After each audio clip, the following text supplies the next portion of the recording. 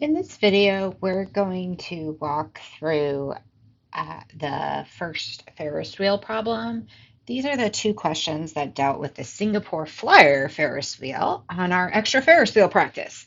Now, the first two are similar in the fact that we are given sort of multiple parts of the Ferris wheel that the person's going around, and we need to sort of put it together to have one true trip. You know, if you're on a Ferris wheel, it sort of starts, stops, starts, stops. And so that's what you sort of have to envision happening, but we sort of want to look at the total path.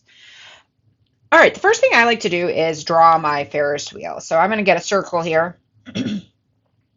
And we have, here's my Ferris wheel.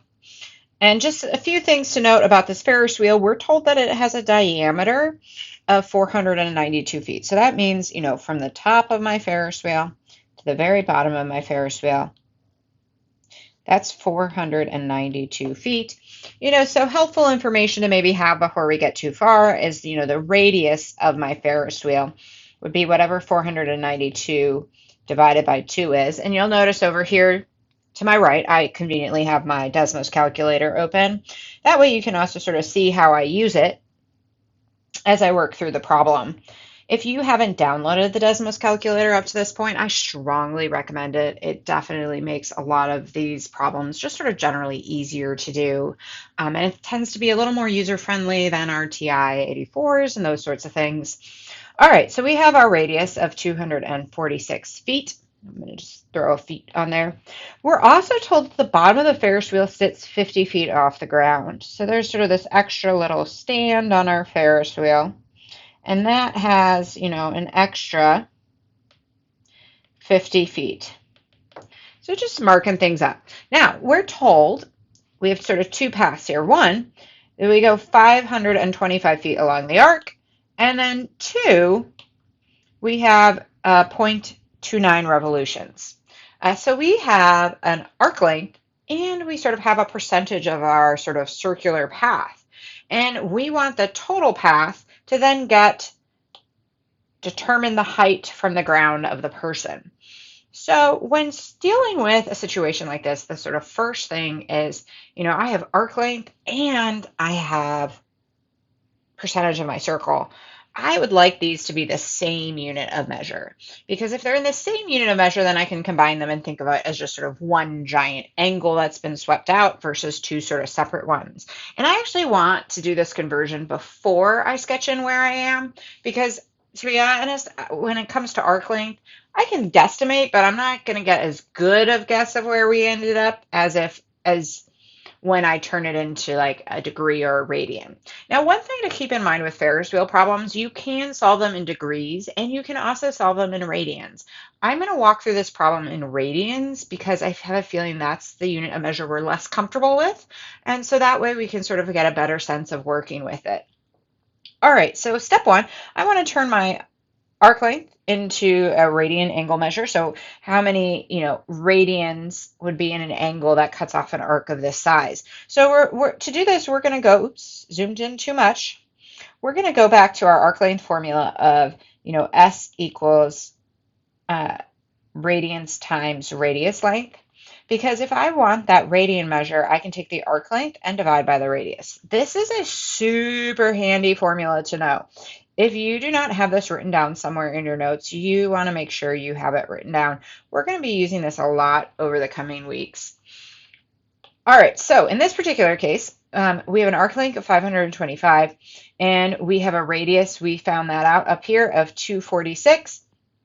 So my angle measure, and we're going to call it theta, is 525 divided by our radius length. And I actually am going to change that. We're going to call this A. And you might be going, why are you changing the name?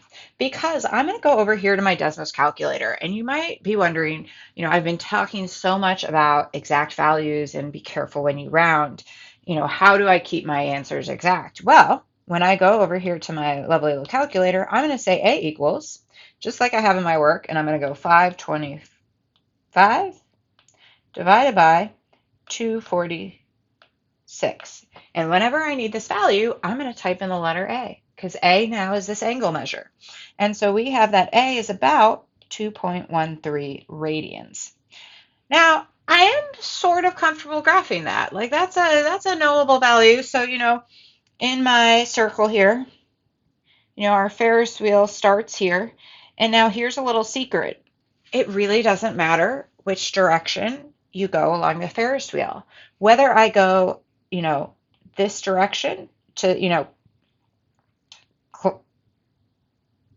counterclockwise or I go clockwise, I'm going to wind up at the same height.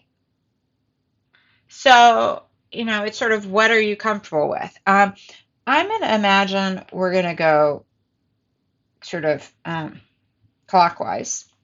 And so 2.13 radians is not quite, it's more than pi over 2, which would be, a quarter of the circle, because that's about 1.5, but it's not quite to pi. So, at this point, we sort of stop somewhere. We'll call that there.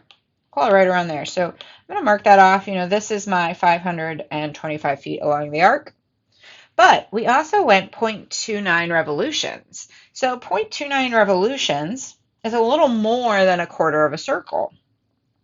So I could even sketch that now because like a quarter of a circle would sort of be maybe here. So we're a little more than a quarter of a circle. So that means we ended up sort of over here. So we have, this is A. And so now we're going to find B. And B is going to be the angle measure for that 0.29 revolutions.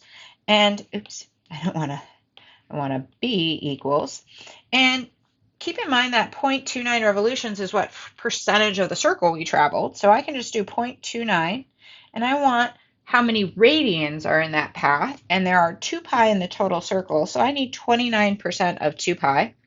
So I'm going to say, okay, B equals 0.29 times 2 pi. And I get about 1.82 radians. Now, in this particular case, we want to know the whole path traveled, not just the 2 pieces separate. And so I actually want to add A and B together to get sort of the entire angle we traveled along the arc. And so we're going to call that C. And so C is equal to whatever A, this is me doing a little bit of shortcut so I don't have to hit the menu quite so many times, A plus B. And so we go about 3.956 radians. You might be going, great, okay, I just got my angle measure, I'm all done. Okay, we're going to pause for a minute. This is good information. We have a lot going on, but let's now go back to what we've been asked to find. We've been asked to find the height that we are from the ground. And so if this is where we wound up, so I sort of did all this calculations to know where we wound up. We're now looking for this total distance, okay? Now, I already know some of these distances because if I sort of draw in a line at that 3 o'clock position, from the bottom of the circle to that 3 o'clock position, this length right here, that's just a radius length. Notice it's the same. And so that's 246 feet. And then this little bit below is our height off the ground, so that's 50 feet. So I have 2 of the pieces, but what I'm missing is this other sort of length right in here. And let's highlight that in a different color just so we can sort of keep that clear. So I'm looking for this height. Now, it's a vertical distance. And if we remember back to sort of our meaning of our trig functions, a vertical distance can be found using sine. Sine of an angle represents the vertical distance within a circle. Now, to use that, I need the angle measure not from this 6 o'clock position, but from this 3 o'clock position in here. And we're going to call this angle D. I need to know angle D here. Okay, well, there's a few different ways we could go about finding angle D. What I like to do is I think about the fact that from the 6 o'clock position to the 3 o'clock position, we go 3/4 of our circle. And when it comes to radians, 3/4 of our circle is 3 pi divided by 2. That's how many radians are in 3/4 of a circle. And you could figure that out. You know, if we went 3/4 times 2 pi, we would basically get 3 pi over 2 if we multiply that out. So that total path is 3/4 of our circle. We didn't quite travel 3/4 of our circle. We actually only traveled 3.956 radians. So we're going to subtract out the 3.956 radians, and what's left should get me my angle D. Now, going over here, remember, this is C in my little calculator. So I can do 3 pi divided by 2 minus C, and I get my angle measure. And this angle measure makes sense. It's less than a radian. You know, about 1.5 radians is a quarter of a circle. This is less than a quarter of a circle. So we have 0.756 radians. And before I forget, I'm going to go in here and I'm going to, label this D, just because, that way it matches my work. All right, so now we have our angle measure, and we said to get that height there, we'll call it Y. No, we're not going to call it Y. We're going to call it H. I don't want to call it Y because Desmos doesn't like that, so we're going to call it H. And H is going to be equal. Now, if we were in a unit circle, sine of our angle would be enough. That would get us our vertical distance. But we're in a circle that's bigger than that. We have a radius something other than 1. We have a radius that's 246 feet. So we actually need to multiply by 246 to get that vertical height. And so over here, I can go function sine, and we want angle D. And notice, I have a value less than 1 because that would be the vertical height within a unit circle.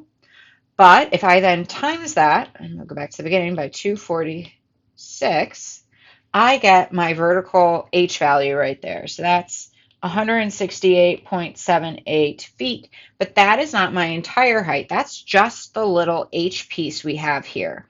We need to get that whole height off the ground, which means I need to take that so let me zoom in up, 168.78, and I want to add that to 246 and add that to 50.